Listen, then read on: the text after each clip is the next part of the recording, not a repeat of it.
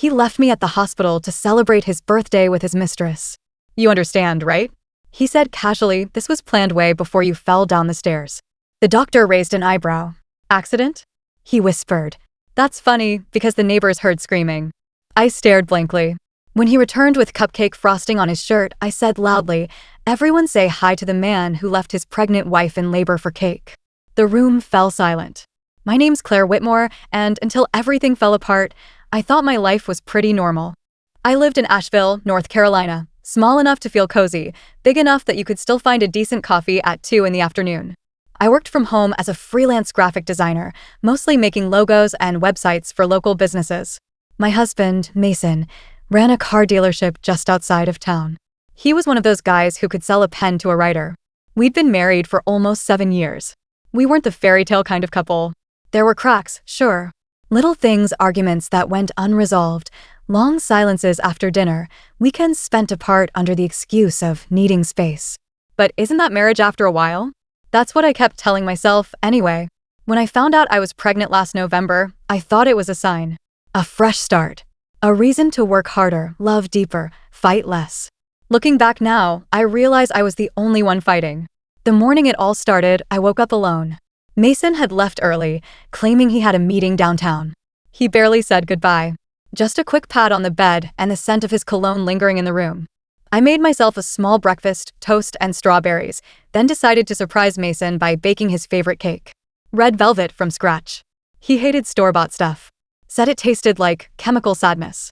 I was 8 months pregnant, moving slower than usual, but I managed to find all the ingredients. Except the mixer. It was on the top shelf. I should have waited. Should have called Nora, my sister. Should have just let it go. But I didn't.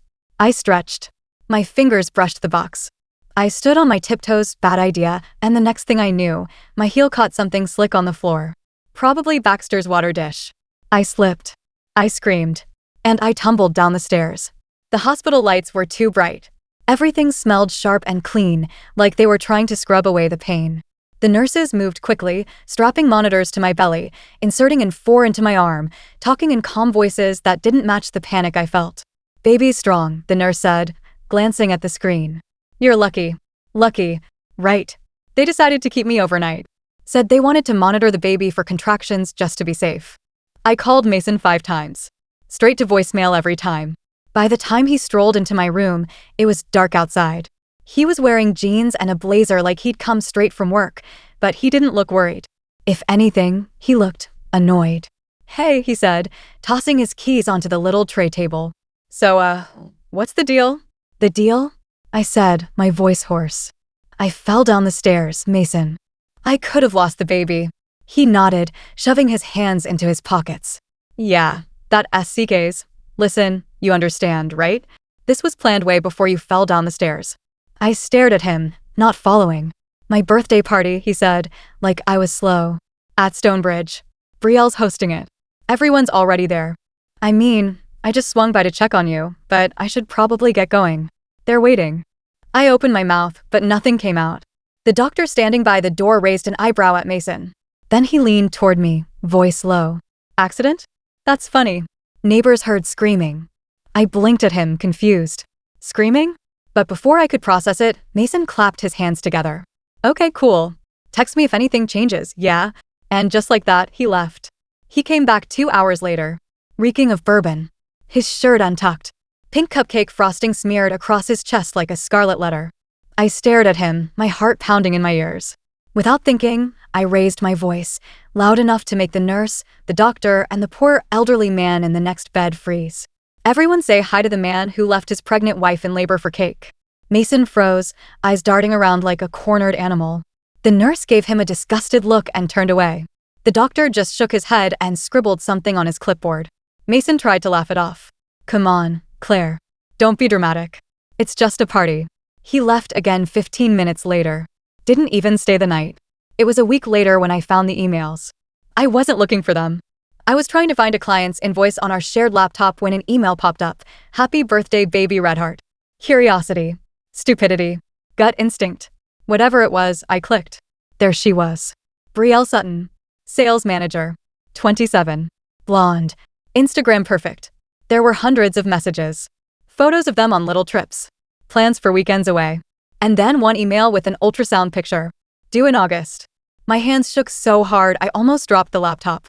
When I confronted Mason, he didn't even blink. Claire, he said, sitting on the couch like he was at a job interview, we're not kids anymore. People change. You're having a baby with her, I said, my voice cracking. He shrugged. Yeah, it just happened. It just happened? I repeated, half laughing, half sobbing. You and me, we're like old shoes, he said, running a hand through his hair. Brielle's exciting. I stared at him. You think this is about excitement? I whispered. You think you just trade people and like cars at your dealership? He stood up, stretching like he was bored. Look, I deserve to be happy. You do too. Maybe not with each other. He left. Just like that. No apology. No fight. No regret. The next few weeks blurred together. Nora moved in, refusing to leave my side. I swear to God, she muttered one night as she made us tea, if I see that jackass on the street, I'm gonna run him over with his own car. I laughed, a real, raw laugh that made me cry. But the laughter faded when the bills came. When the loneliness crept in at night. When the baby kicked and I reached for someone who wasn't there. 3 days before my due date, I filed for divorce. I didn't tell Mason. I wanted the papers to slap him across the face. Apparently, they did. He showed up the next day, red-faced and angry. You're seriously doing this? He barked, standing in the doorway. Yeah, I said simply. He ran a hand through his hair, pacing. Claire, be reasonable. I was gonna come back. After what? I asked.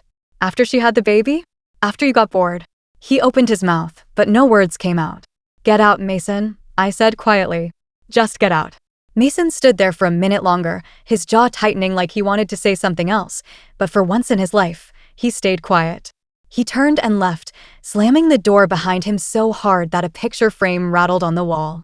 I slid down onto the couch, one hand clutching my belly, the other covering my face. Caleb kicked sharply, almost like he was trying to remind me he was still there. Still fighting. I took a deep breath, wiped my tears, and whispered, I'm okay, baby. We've got each other. Nora found me like that an hour later. You should have called me, she said, setting down her purse and kicking off her shoes. She crouched in front of me, brushing hair off my forehead like I was a child. I didn't want to bother you. Bother me? She snorted. Claire, I will never be too busy for you. Especially not now. I nodded, too tired to argue. Come on, she said, standing up and offering me her hand. Let's get you to bed. The next day, my phone wouldn't stop buzzing. Texts from Mason. Long rants about how I was overreacting, how I was breaking up the family, how he didn't deserve this. At first, I ignored them. Then, curiosity got the better of me. I opened one. You think this is easy for me? Brielle is young. She needs me. I can't just leave her. I stared at the screen, my stomach churning. Another text came through. But you'll always be my first love. Remember that. First love. What a joke. Labor started 2 nights later, just after midnight. A sharp, undeniable cramp woke me out of a dead sleep. At first, I thought it was Braxton Hicks' false labor. I'd had them for weeks now. But when the second contraction hit, strong enough to make me gasp, I knew it was the real thing. Nora, I called, voice trembling. She was at my side in seconds. You okay? She asked, her eyes wide and alert. I think it's time. She didn't waste a second. She grabbed the go bag from by the door, helped me into a loose sweatshirt and sweatpants, and we were out the door. The hospital was quieter than I expected. It almost felt wrong, like the world should be buzzing, alert, waiting, but it wasn't. Just dim lights, tired nurses, the occasional beeping of a machine. They got me settled into a room quickly.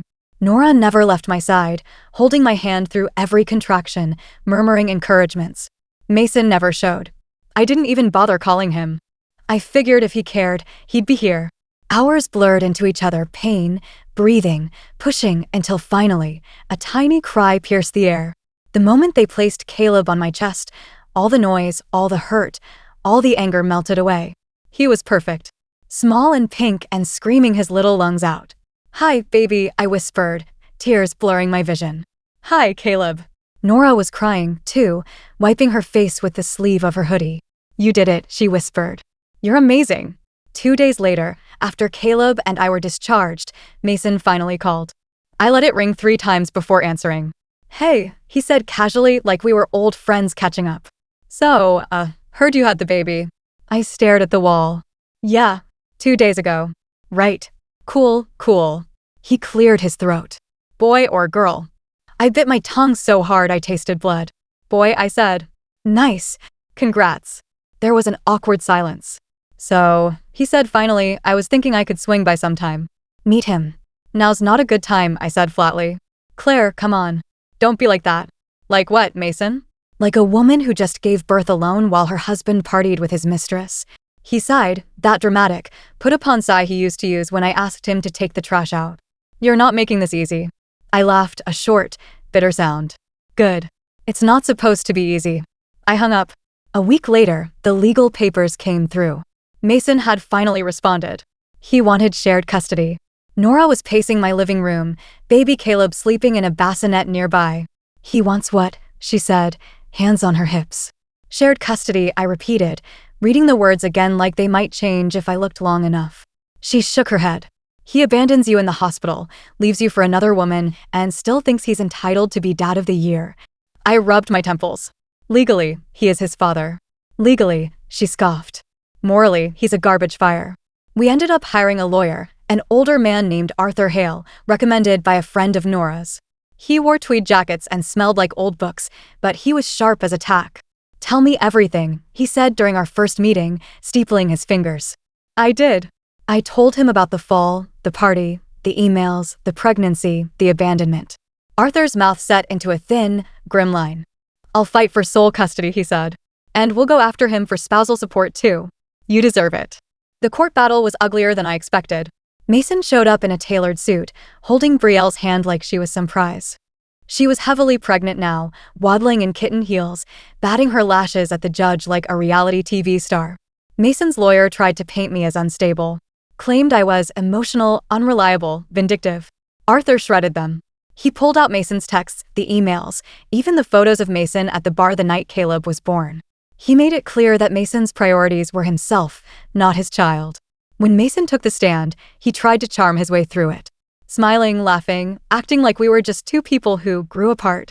But when Arthur cross-examined him about leaving me in the hospital, Mason fumbled. Sweated. Snapped. The judge didn't like that. At the end of it, the judge ruled in my favor. Full custody. Mason could have supervised visits if he showed up for them. He didn't. After the court ruling, things were quiet for a while. Too quiet. Mason didn't even bother scheduling any supervised visits. Part of me was relieved, honestly. I didn't want Caleb growing up thinking he had to fight for scraps of affection from a man like that. But another part of me, a small, bruised part, still waited for the doorbell to ring sometimes. For Mason to show up, to say he was sorry, to say he realized what he'd thrown away. Of course, he never did. Instead, I got updates through town gossip. Mason and Brielle were the new it couple, at least for a few months. They moved into a shiny new condo downtown, showed off their designer nursery on Instagram, threw a lavish gender reveal party complete with fireworks. I didn't follow them, but friends would send me screenshots every so often, thinking I wanted to know. I didn't. Every photo felt like a punch to the gut I was trying so hard to heal. Then, a few months later, I bumped into Marlene, one of the receptionists from Mason's dealership at the grocery store. Claire, she said, looking around like she was worried someone might see her talking to me. God, I've been meaning to call you. I forced a smile. Hey, Marlene. She leaned in closer. You didn't hear it from me, okay? But Mason's been screwing around on Brielle. I blinked at her. What? Marlene nodded eagerly, her frizzy hair bouncing. Yeah. New girl on the sales floor. Real young. Like, barely out of college. I stood there for a second, the cold air from the freezer aisle blowing against my face, trying to process it. Of course he was cheating. That's who Mason was. That's who he'd always been. I just hadn't wanted to see it before. A week later, I saw it for myself. I was at the gas station, trying to wrestle Caleb's car seat into a shopping cart when Mason pulled up to the next pump. He didn't see me at first. He was too busy laughing with a brunette in a tight red dress, her hand lingering on his arm in a way that was way too familiar. Brielle was nowhere in sight. I could have ignored it. Could have kept my head down and driven away. But I didn't. I locked eyes with Mason across the parking lot. For a split second, something flickered across his face. Guilt? Embarrassment? But then he looked away like I was nobody. Like I was invisible. I buckled Caleb in, climbed into my car, and drove away with shaking hands. Later that night, Nora sat on my couch, nursing a glass of wine, her face thunderous. You know what the worst part is? She said, staring at the ceiling. He's gonna do the same thing to her. And the next one. And the one after that.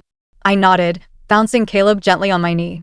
People like Mason don't change, she continued. They just move on to a new audience. I pressed my lips together. I wasn't angry, exactly. I wasn't even sad anymore. I just felt tired. Tired of wasting energy on someone who didn't deserve it. 3 months later, Brielle showed up at my door. I'll never forget the look on her face, mascara streaked down her cheeks, hair a mess, clutching a diaper bag like it was a life raft. I opened the door slowly, confused. "Claire," she gasped, tears spilling down her face. "I'm sorry, I didn't know where else to go." I stood there, stunned, Caleb perched on my hip. Brielle looked past me, eyes falling on Caleb, and her face crumpled even more. "I left him," she said in a rush. I packed up the baby and I left. I should have listened. "I'm so sorry." I didn't say anything. What do you say to the woman who helped blow up your life, now standing on your doorstep like a broken bird? Brielle took a shaky breath. "He cheated on me. With 3 different girls. One of them 19. She laughed, a bitter, broken sound. "He said I was boring now. That I got mommy body." I swallowed hard. "I'm not here to cause problems," she said quickly. I needed someone who understood." I hesitated. Nora would have slammed the door in her face. Half of me wanted to do the same. But the other half, the tired, worn-out half, saw something familiar in Brielle's eyes. The same crushed hope. The same heartbreak. The same stupid belief that this time would be different. I stepped aside. "You can come in," I said. We didn't become friends overnight. God, no. But over cups of coffee and long, awkward silences, we found a strange kind of truce. Brielle admitted she'd believed every lie Mason told her about me, that I was cold, controlling, frigid. That he'd had no choice but to move on. "He's good at that," I said, sipping my coffee. She nodded, tears welling again. I was so stupid. I shrugged. So was I. We sat there, 2 women he'd broken, 2 women trying to pick up the pieces. And somehow it felt healing. Not forgiveness. I wasn't there yet. But healing. Meanwhile, Mason's life was unraveling. The dealership's numbers tanked. Turns out sleeping with half your employees isn't great for business. Brielle sued him for child support. And word got around town about what kind of man he really was. He wasn't the golden boy anymore. He was just another cautionary tale. I focused on Caleb. On my work. On building a life that didn't revolve around trying to make someone else happy. It wasn't glamorous. Most days, it was messy and exhausting and painfully ordinary. But it was mine. And for the first time in a long time, that was enough. Life started settling into a new rhythm. Mornings were for Caleb, feeding him, playing with him, cleaning up endless messes.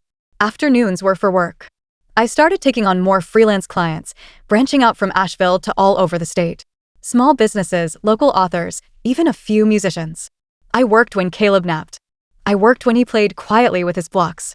I worked after he went to bed, my laptop balanced on my knees, coffee cooling beside me. It wasn't easy, but slowly, the money started adding up. More than I'd made when I was with Mason. More than enough. For the first time in my life, I was standing on my own. About a year after the divorce, I got a call from the Asheville Business Women's Association, some group I barely remembered signing up for when Nora pushed me to network more. "Claire, we've been following your work," the woman said warmly over the phone. "We'd love to honor you at our spring banquet. Emerging Entrepreneur of the Year." I almost dropped the phone. "Me?" I croaked. "Yes, you. Your story is inspiring. Your designs are incredible. You're exactly the kind of woman we want to recognize." I sat there in my tiny kitchen, blinking at the cracked tile floor, trying to process it. Someone actually saw me. And not as Mason's wife. Not as a victim. As me. The banquet was held at the Grove Park Inn, one of the fanciest places in Asheville. I borrowed a navy blue dress from Nora, spent 2 hours trying to tame my hair, and drove there with Caleb strapped into his little car seat in the back. Nora agreed to watch him while I accepted the award. When I walked into that massive ballroom, I felt like I didn't belong. Like any minute someone would realize I was just a tired, single mom faking it. But then I saw the stage, the tables of women laughing and clinking glasses, and I straightened my shoulders. I did belong here. I earned it. And of course, because life has a sick sense of humor, Mason was there. Standing near the bar, nursing a drink, talking way too loudly. I froze, my stomach knotting painfully. He looked rough. His suit was cheap and wrinkled. His hair was thinning. He had a little paunch now where his flat stomach used to be. He spotted me and smirked. Claire, he drawled, weaving slightly as he walked over. You clean up nice. I ignored the jab. What are you doing here? Networking, he said, flashing that same old salesman grin. Always hustling, right? I noticed his name tag, Mason Whitmore, Regional Sales Rep, Sunset Auto Mall. Not owner. Not manager. Just another salesman. God, it tasted better than any wine I'd ever had. He leaned in, reeking of cheap whiskey. We should catch up sometime. For old time's sake. I smiled sweetly. I'm busy, I said, glancing at the stage. I'm accepting an award tonight. His face faltered. An award? Yeah. Emerging Entrepreneur of the Year, I said brightly. For my business. You know, the one you said was a waste of time. I watched it hit him.